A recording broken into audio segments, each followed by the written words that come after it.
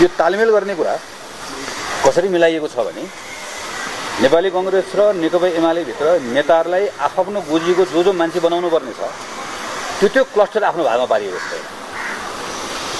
नेकपा एमालेलाई पनि कहाँनिर आफ्नो कुन चाहिँ नेता बनाउनु छ, कुन समुदायको नेता बनाउनु छ, ठ्याक्क क्लस्टर लिएको छ। कांग्रेसलाई पार्टीको होइन, नेताको आफ्नो खल्तीको मान्छे बनाउनलाई क्लस्टर लिएको छ।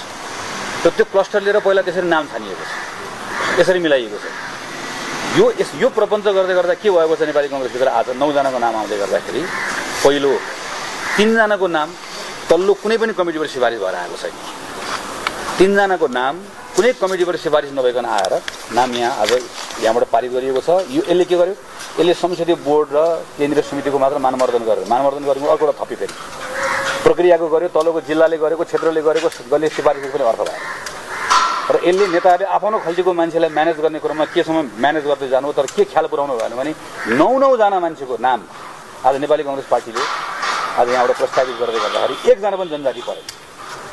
अघिल्लो पटक मधेसी समुदायको नपर्दै गर्दाखेरि यहीँभित्र बसेर त्यसमा लडेर केही कुरा सकेर केही कुरा नसकेर हामीले फरक मत जनायौँ, जुन कुराले गर्दाखेरि पछिल्लो समयमा पार्टी कम्तीमा त्यसलाई सच्याउन एक ठाउँमा पुग्यो।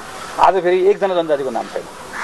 यो पटक मुस्लिम समुदायको एउटा राम्रो लामो समय काम गरेर आएको व्यक्तिलाई कांग्रेसको तर्फबाट बनाउनको अवसर आएको, तर त्यहाँभित्र आफूलाई अर्को एउटा क्लस्टरको पार्नुपर्ने भएकोले मुस्लिम समुदायको व्यक्तिलाई जानी छुटाइएको छ। कोलाई पार्नु छ यसरी बनाएको छ। पुरा नितान्त व्यक्तिगत सम्बन्धका आधारमा, नेताको व्यक्तिगत सम्बन्धका आधारमा निर्णय गरियो।